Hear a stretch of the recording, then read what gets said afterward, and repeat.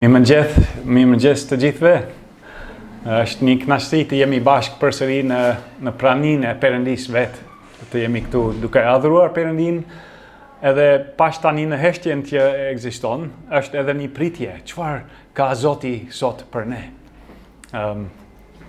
Jemi në një kohë pak të çuditshme, shumë të çuditshme mund të themi, por pikërisht në këtë stinë ne nga njëherë nuk dim se si ta përballojmë. Jemi në kohën e kreshmeve të mëdha, ose në kohën e Sarkostis, këtu në Greqi, për ortodoksët që jetojmë në një ambient ortodoks, por ne si protestant, ne si ungjillor, çfarë të bëjmë me këto gjëra? Të festojmë, ose të mos festojmë? Të agjërojmë, të mos agjërojmë? Të lëmë disa gjëra, apo jo? Jemi ortodoks, jemi katolik, jemi protestant, çfarë do të thotë për ne? Edhe ka shumë pyetje, nuk do të hyj thellë në këtë temë, por le të shfrytëzojmë të paktën këtë rast për të qetësuar, për të reflektuar, për të ndalur edhe për të menduar. Ka disa fjalë të bukura që nuk i përdorim shpesh, sodis ose meditoj. Janë fjalë që nuk i përdorim shpesh, as nuk i praktikojmë shpesh, por le të shfrytëzojmë të rast për të bërë pikërisht këtë gjë. Do filloj me ca pyetje për ju. Pyetja e parë është: je i krishterë ose je e krishterë? Shumë thjesht, po ose jo, se cili mund të përgjigjet vetë, jam i krishterë ose nuk jam i krishterë. Zakonisht me këtë nën kuptojmë a do të shkosh në qiell apo jo. Ose jam i shpëtuar apo jo, ose jam e shpëtuar apo jo. Ky është kuptimi i zakonshëm që kemi. Por vetë fjala e krishterë, çfarë do thotë? A i ngjajmë Krishtit, Jezus Krishtit. E kam marrë emrin e tij që njerëz kur të më shikojnë thonë, po, ai ose ajo i takon Krishtit. Ai ose ajo është e krishterë. Edhe kjo do thotë që jemi, nëse je i krishterë, do thotë që je ose do të jesh dishepull të Krishtit. Çfarë thotë Jezusi? Çfarë mëson Jezusi? Atë do të mësosh edhe ti, atë do të bësh edhe ti, edhe unë. Pyetja tjetër, si je? Si jeni? Po mirë do thuash, kjo është përgjigja e zakonshme. Mirë jam, shumë mirë, ose shumë mirë. Por në lidhje me këtë, a ke etje? A ke uri? Një pyetje tjetër, a je lodhur ose je i lodhur? Je i pasur, je i varfër. Sot ka një ftesë për të gjithë. Të gjithë janë të ftuar, ka një ofertë që nuk mund të rezistosh. Le të hapim Biblat edhe të shikojmë çfarë thotë tek Isaia kapitulli 55. Pra në Dhjatën e vjetër Isaia 55, do të lexojmë 7 vargjet e para. Edhe pastaj do të lexojmë edhe nga Dhjata e re, nga Mateu, kapitulli 11. Do me thënë Isaia 55 dhe Mateu, kapitulli 11.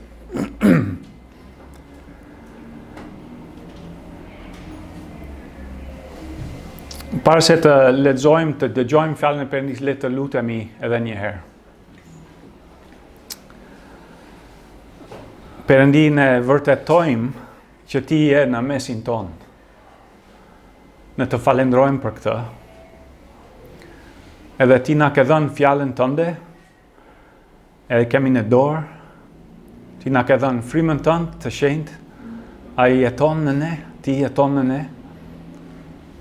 Edhe sot duam që ti të na flasësh, që ti të na prekësh, që ti të na ndërtosh, që edhe kur të dalim nga ky vend të jemi ndryshe, Edhe se kjo javë që është përpara do të jetë ndryshe, sepse jemi populli yt, dëshmitar të Jezusit, dishepuj të Jezusit. Na ndihmo tani Zot, sepse kemi shumë nevojë për ndihmën tënde. Në emër të Jezusit. Amin. Isaia 55. O ju të gjithë që keni etje, ejani tek ujrat, dhe ju që nuk keni para, ejani, blini dhe hani, ejani, blini dhe pa para, dhe pa paguar verë dhe qumësht. Pse shpenzoni para për atë që nuk është buk, dhe fryt i mundit tuaj për atë që nuk të ngop? Dhe gjomëni me kujdes, dhe do të hani atë që është e mirë, dhe shpirti juaj do të shijoj ushqime të shishme. Vini veshin dhe ejani tek unë, dhe gjoni dhe shpirti juaj do të jetoj, dhe unë do të bëj me ju një beslidhje të përjetshme, si pas hirit të qëndrueshëm që i premtova Davidit. Ja, unë ja dhash si dëshmitar popujve, si princ dhe komandant të popujve. Ja, ti do të thrasesh një komb që nuk e njeh, dhe një komb që nuk të njeh do të vrapoj tek ti për shkak të Zotit Perëndis tënd dhe të Shenjtit të Izraelit, sepse ai ka të përlefduar. Kërkoni Zotin ndërsa mund të gjendet, e thirrni ndërsa është afër. I pabesi le ta lë rrugën e tij dhe njeriu i padrejt mendimet e tij, dhe le të kthehet tek Zoti që të ketë dhëmshuri për të Perëndia ynë që fal bujarisht. Edhe tek Mateu 11:28 lexojmë që Jezusi vet po flet këtu, ejani tek unë, o të gjithë të munduar dhe të rënduar, dhe unë do t'ju të shlodh. Merrni mbi vete zgjedhjen time dhe mësoni nga unë, sepse jam zemër butë dhe i përulur nga zemra, dhe do të gjeni çlodhje për shpirtrat tuaj, sepse zgjedha ime është e butë dhe bara ime është e lehtë. Amin. Sot ka një menu për të gjithë, për gjithë secilin nga ju. Merrni kartën e menus edhe zgjidhni vetë çfarë keni nevojë sot. Do shikojmë në bazë të atyre 6 pyetjeve, që janë pyetje thelbësore në letërsi, çfarë Zoti ka planifikuar, çfarë ka ofruar, çfarë po ofron për ne.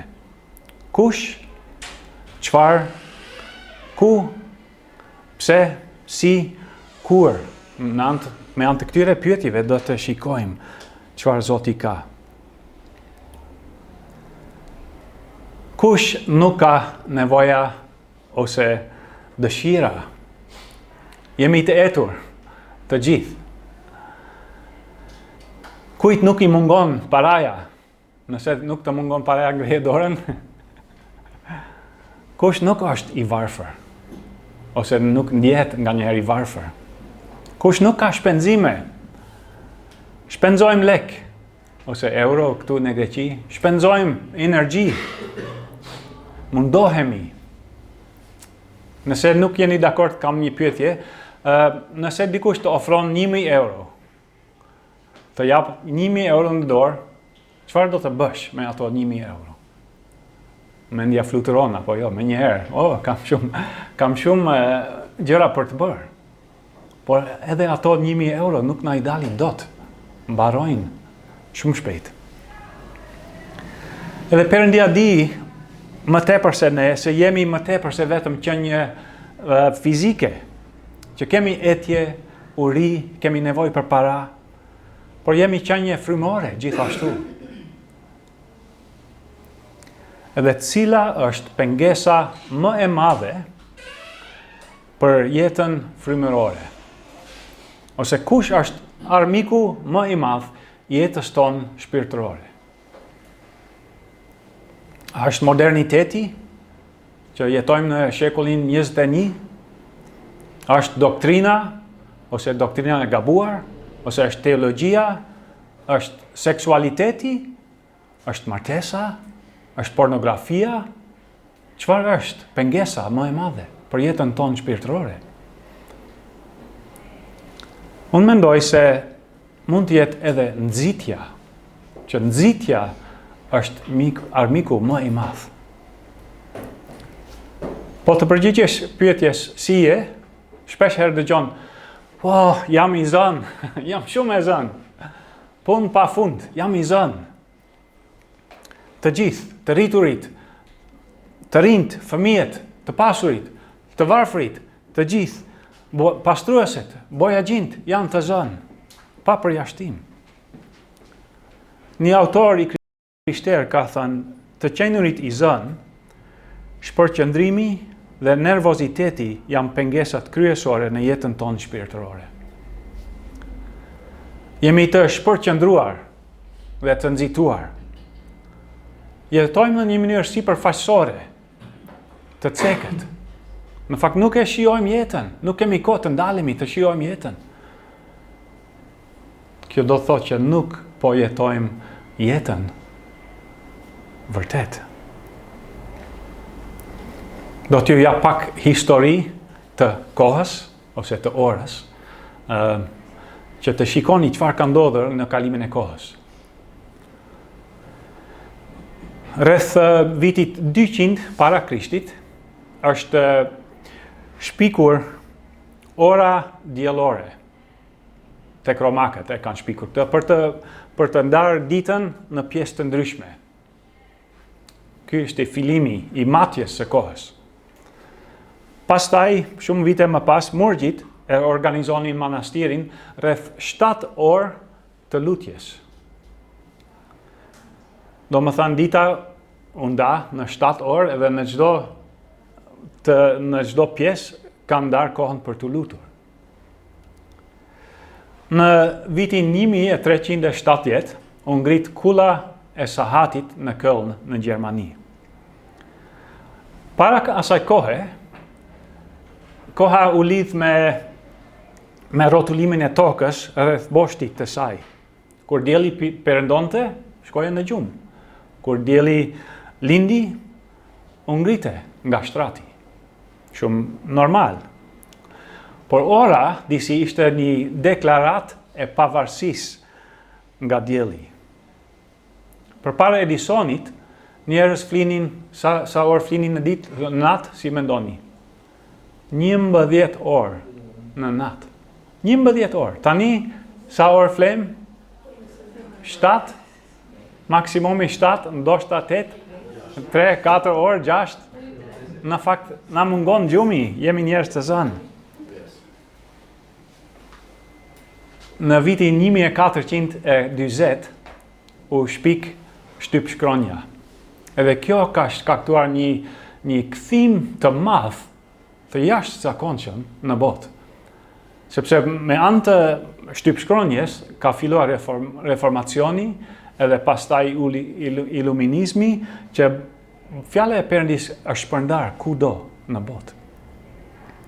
Por tani hecim shumë vite më përpara, çfarë ka ndodhur në vitin 2007? Kush di çfarë ka ndodhur në vitin 2007? Interneti, smartphone-i hyri në botë me anë të Steve Jobsit. Kush e kishte këtë në xhep para vitit 2007? Kush kishte dëgjuar për këtë? Tani, kush nuk e ka në xhep? Kush nuk e ka me vete? Kush mund të jetoj pa këtë gjë? Në vitin 2007 erdhi Facebooku, erdhi Twitteri, erdhi interneti, erdhi epoka digjitale.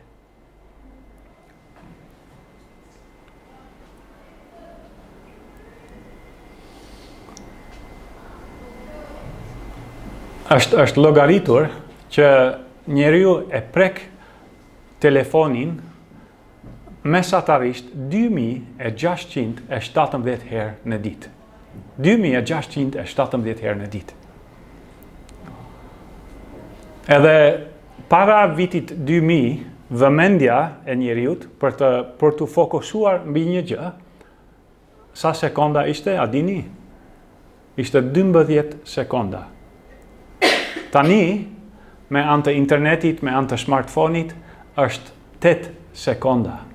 8 sekonda para se të mendosh për diçka tjetër. A dini sa është vëmendja e peshkut të kuq? 9 sekonda. Më thënë, ai mund të mbaj vëmendjen më shumë se ne. Nëse nuk më besoni, do t'ju bëj një sfidë, një ushtrim të vogël. Përpiquni të më numëroni nga 1 deri 10, pa menduar për një lepur. Përpiquni ta bëni. Jo tani, por pastaj, okay? Jo tani, por pastaj.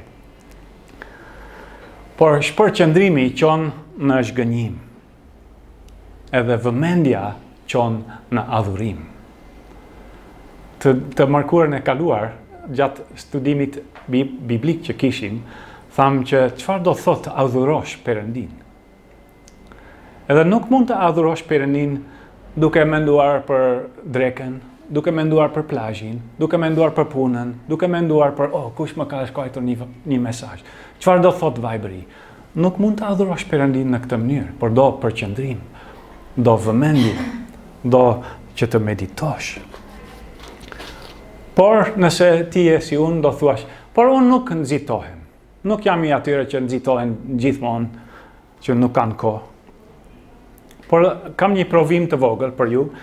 Kur je në supermarket, të Lidl, të Zem ose një supermarket tjetër, kur ka 2-3 radhë, cilën radhë kërkon ti? Radhën më e gjatë ose radhën më e shkurtër? Është një provim. Kur afrohesh fanarit, cilën vi merr kur je me autokin ose me makinë ose me kamion? Cilën radhë merr? Radhën e shkurt ku ka 2 makina ose radhën e madhe që ka 10 makina? A nxitohesh apo jo?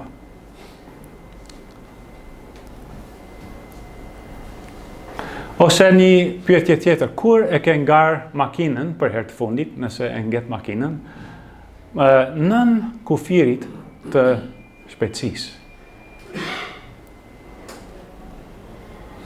Pyetje. Ose do thuash, nuk jam i shpërqendruar. Prap një provë, ku e ke smartphone-in, ku e ke tani? Në shtëpi. Okej, në shtëpi, bravo. Kur flen, ku e ke telefonin? Afër shtratit? Kur poshtë jasekut? Kur ngrihesh në mëngjes, ku e ke telefonin? Cila është gjoja e parë që shikon në mëngjes? Cila është gjoja e fundit që shikon natën? Nuk jam i shpërqendruar, the, mirë, ti e din. Por zgjidhja për këtë nxitje, për këtë shpërqendrim, vetë Perëndia na jep tek Isaia 55. Me anë të atyre pyetjeve, kush, ku, çfarë, si, pse dhe kur. Le ta shikojmë pak shpejt, por me vëmendje. Sepse nuk kemi kohë, ju e shikoni orën kur do të mbaroj ky, sepse kam punë tjetër.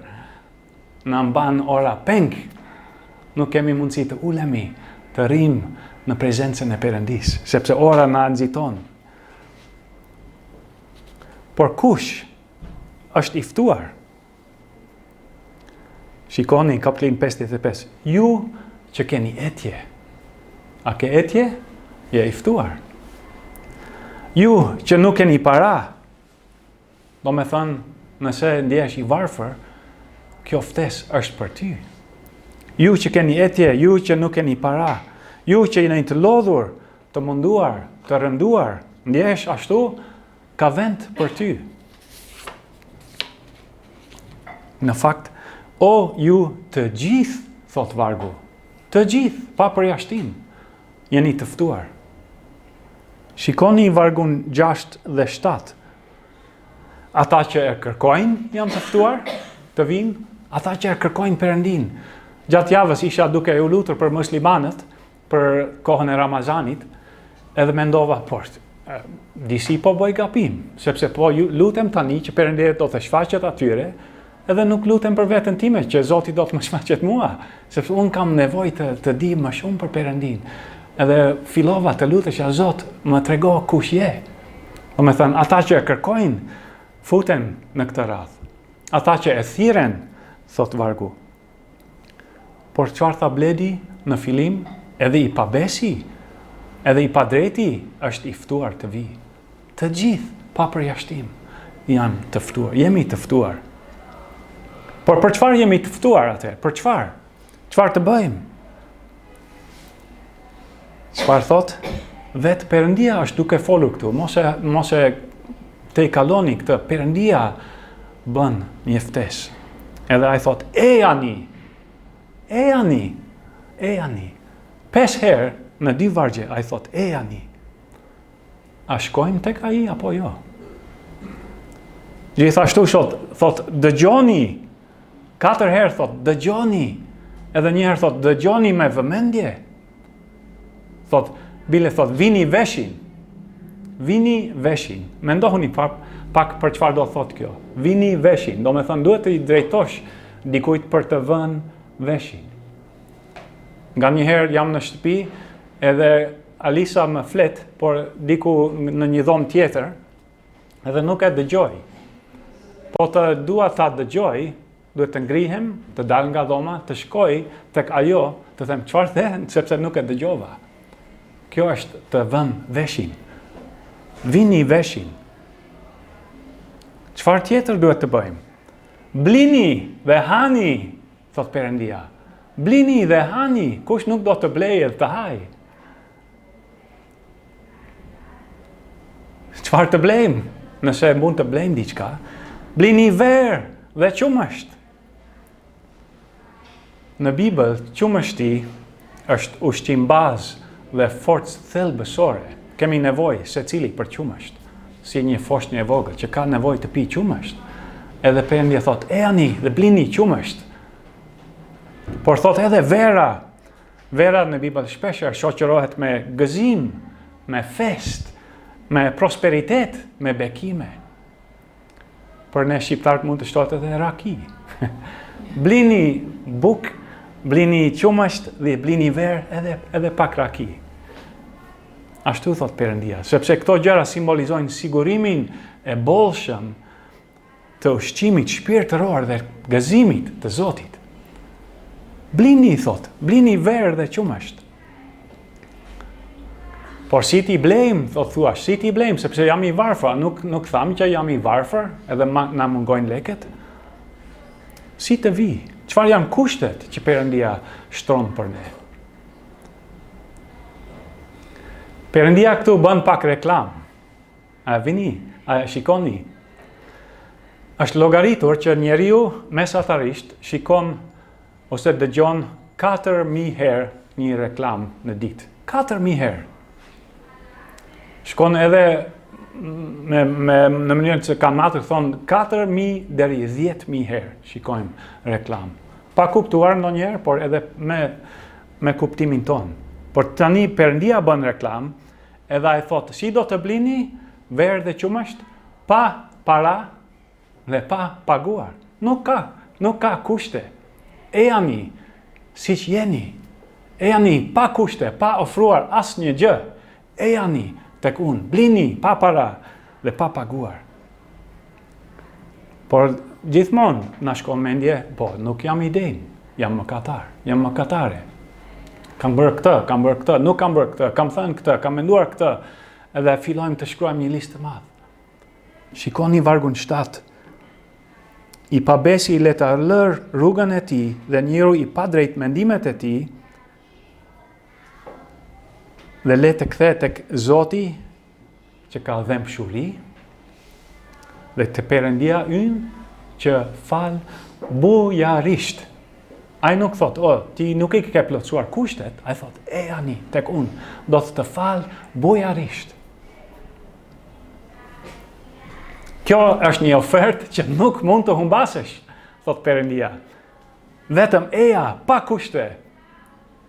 Kështu si jam, po vi unë sot, mund të përgjigjemi. Po ku të drejtohemi atëre? Ku? Kemi parë Kush mund të vi, çfarë të bëjmë, si të vi, edhe ku të drejtohemi. Perëndia thot, e ani tek ujrat. Edhe në Bibël, ujrat simbolizojnë shpëtim, simbolizon jetë të përjetshme, edhe rifreskim. Kur shkon në verë, ku shkojmë? Në det, çfarë ka në det? Ujra. Shkojmë për rifreskim, për çlodhje. Edhe ai thot, e ani tek ujrat. Kjo është gjë e mirë, na tërheq, na josh pak, por oferta bëhet edhe më e mirë. Sepse Perëndia thot, vini veshin dhe ejani tek unë. Dhe ejani tek unë, thot vetë Perëndia. Edhe Jezus Krishti e përsërit, e kemi lexuar, ejani tek unë, ju të gjithë që jeni të lodhur, të munduar, të rënduar. Një herë tjetër Jezusi tha në ditën e fundit të festës, tek Gjoni 6:35,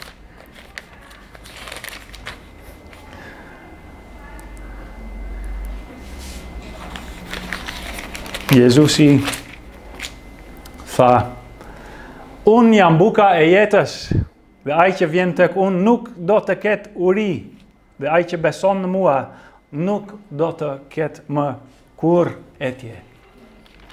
Edhe në ditët e fundit të festës, ai tha, u ngrit në këmbë Jezusi dhe thiri duke thënë, nëse dikush ka etje, le të vi tek unë dhe të pi. Ai që beson në mua,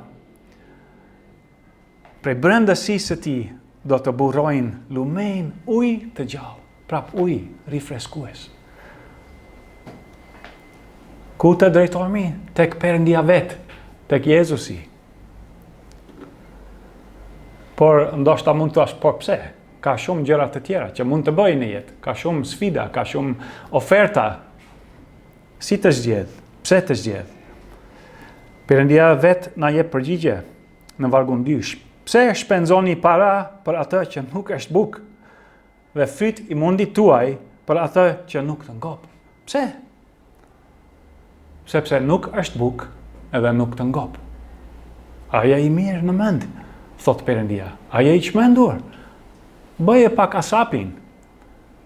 Kjo nuk të ngop, kjo nuk mbetet, ndërsa ajo që unë ju ofroj do të mbetet për jetë. Do t'ju ngop. Vazhdon duke thënë, dëgjoni me kujdes dhe do të hani atë që është e mirë. Perëndia nuk na ofron diçka që është keq për ne. Ajo që ai ofron është e mirë dhe shpirti juaj do të shijoj ushqime të shijshme. Ushqime të shijshme. Do me thonë ushqime të pasura. Dje ishim në shtëpinë e Dafines me Adriatikut edhe të Kristinës, edhe në pjatën time përpara, para se të hanim bukë, kishte një thërrime të vogël. Edhe Adriatiku e vuri re. Edhe tha, do të heqim këtë. Po pastaj u mbush pjata me mishra, me gjellra, me salata, me bukë, me gjëra të mira. Nga njëherë mendojmë se Perëndia në ofron një thërrime. E thot, ja, këtu e keni pjatën përpara. Por ai thot, jo, do ta mbush pjatën.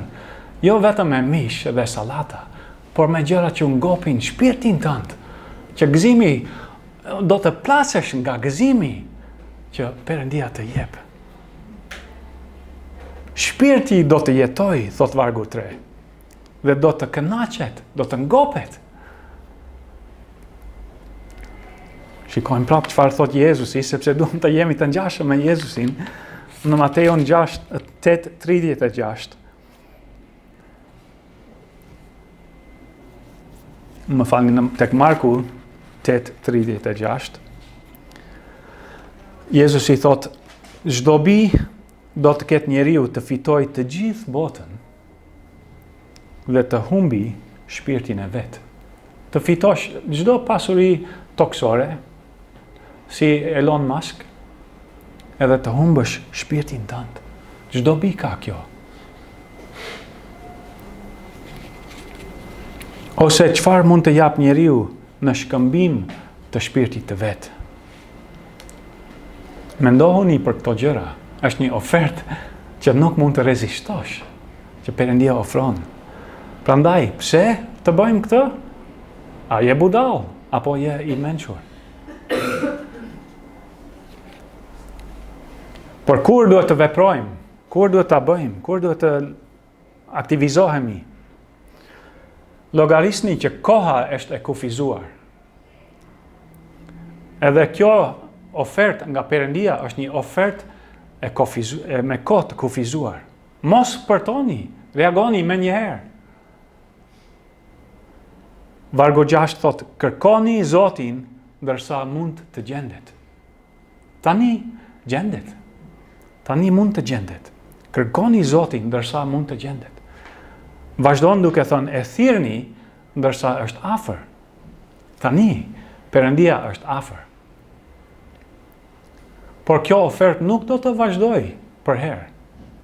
Do të ketë një fund kjo ofertë.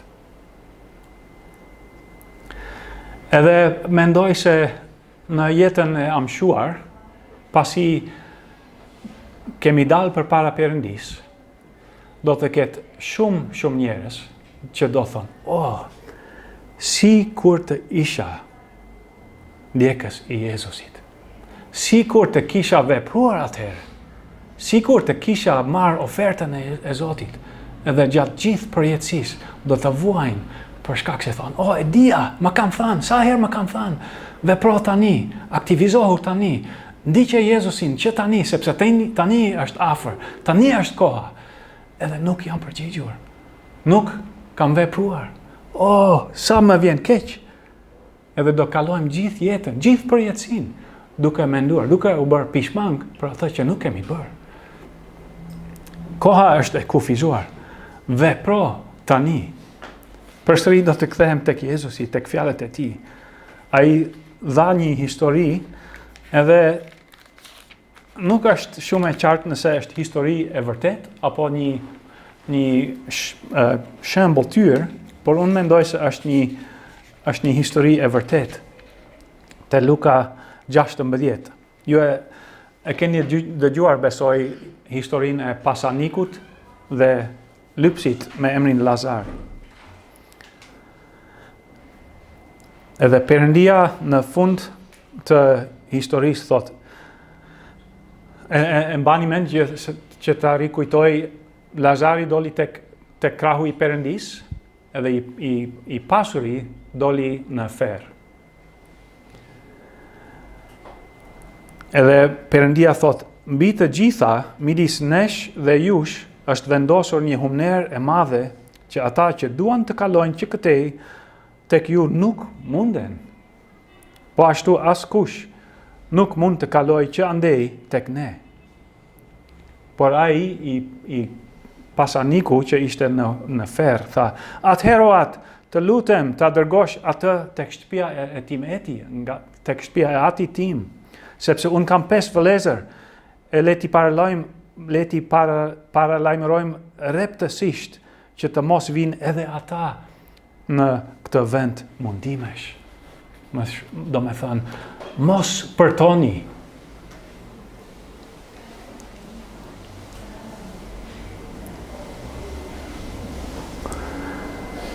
Kemi parë kush mund të vi, çfarë të bëjmë, çfarë të blejmë, çfarë të pimë, çfarë të hamë, edhe si të vim. Ku të drejtohemi? Tek Perëndia vet, tek unë, thot. Edhe pse? Sepse nuk ka alternativë tjetër më të mirë. Edhe kur tani është koha për të vepruar, tani është koha për të vendosur. Por të vish tek Jezusi do kthim, do pendim, do të kthehesh, të pendohesh. Të vësh veshin do kohë. Duhet të dëgjosh me vëmendje, siç lexuam. Edhe mbani mend të duash dikë, do thotë që do të kalosh kohë me dikë. Javën e kaluar dëgjuam një lajm shumë të mirë që u fejua një çift në mesin ton, por për ata nuk kam mbaruar çështja, nuk thon tani është vendosur gjithçka, ti shko në punën tënde, unë do shkoj në punën time, në ditën e dasmës do kalojmë shumë mirë. Mezi po presin të shikojnë njëri tjetrin. Edhe nuk e shikojnë orën, kanë kaluar 5 minuta, mirë u pafshim, ta leme. Jo, duan të kalojnë kohë me njëri tjetrin. Edhe po ta duash Jezusin, po ta duash Perëndin, do të kalosh kohë me të.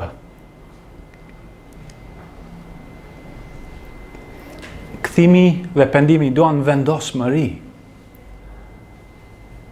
U mësojmë fëmijëve tanë, unë kam vendosur ta ndjek Jezusin.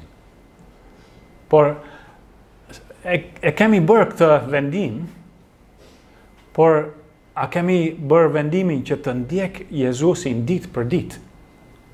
A kemi vullosur, a kemi bërë me firmë, unë kam vendosur sot të kaloj kohë me Jezusin, me Perëndin. Sepse po të kalosh kohë me Jezusin, do thotë që do të bësh i ngjashëm me të.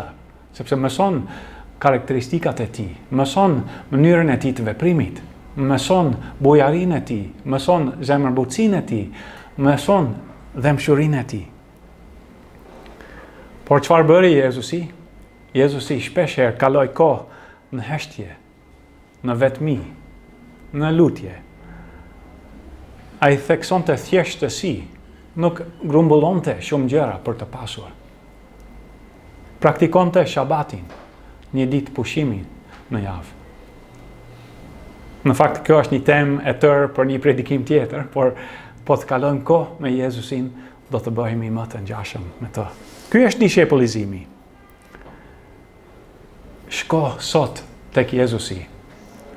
Gjej kohë sot. Largohu për 5 minuta, për 10 minuta. Thuaj të tjerëve, më vjen keq, por kam një takim me dikë të rëndësishëm. Edhe nuk mund të kaloj kohë me ty tani. 5 minuta, 10 minuta. Pastaj do të jetë gjysmë ore, pastaj do të jetë më shumë, do thuaj, "Ua, sa mirë, më ngop shpirti, sepse jam tek Perëndia, jam tek ai." Mos harroni, të gjithë janë të ftuar. Perëndia vetë ju bën këtë ofertë. Edhe nëse jeni duke ndjekur, daje këtë ofertë me të tjerë që janë jashtë, që nuk janë këtu me ne, që akoma nuk din çfarë është të jesh dishepull, që akoma nuk din çfarë do thotë që shpirti të gjesh çlodhje, që shpirti të rifreskohet tek Perëndia. Ndaje këtë mesazh tek të tjerët. E thoni, kjo është një ofertë me kohë të kufizuar. Do me thonë, mos për to, por reago tani. Le të lutemi së bashku.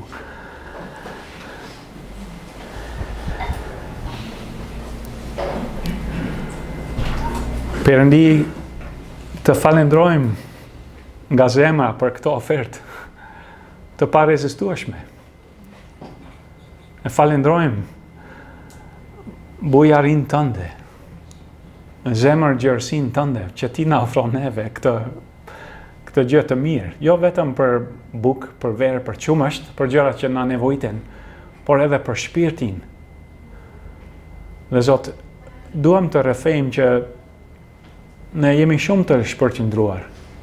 Edhe mendimet tona shkojnë kudo përveç tek ti. E kërkojmë falje për këtë, Zot. Në mënyrë të përbashkët, sepse jemi veç a veç, por jemi edhe familja jote, edhe jemi shpërndar nga njerëz si dele, pa bari. Por Zot, duam të kthehemi tek ti. Tek ti duam të jemi. Tek ty duam të dëgjojmë. Dhe Zot, nëse ka dikë sot që nuk e ka bërë asnjëherë të vi tek Jezusi si shpëtimtar, ose si Zot, vepro ti në zemrën e ti ose saj, vepro ti në shpirtin e ti të saj, që ne bashk do të shijojmë ato ushqime të shijshme, ato gjëra shpirtërore që na ngopin. Dhe Zot, mezi po presim jetën e përjetshme me Ty, sepse atëherë nuk do të kemi orë, nuk do të shikojmë orën, por do të kemi gjithë përjetësinë me Ty. Edhe mezi po presim që Ti të vish të na sjellësh në këtë kohë, Zot. Të falenderojmë për fjalën tënde që është shumë e pasur. Në emër të Jezusit. Amin.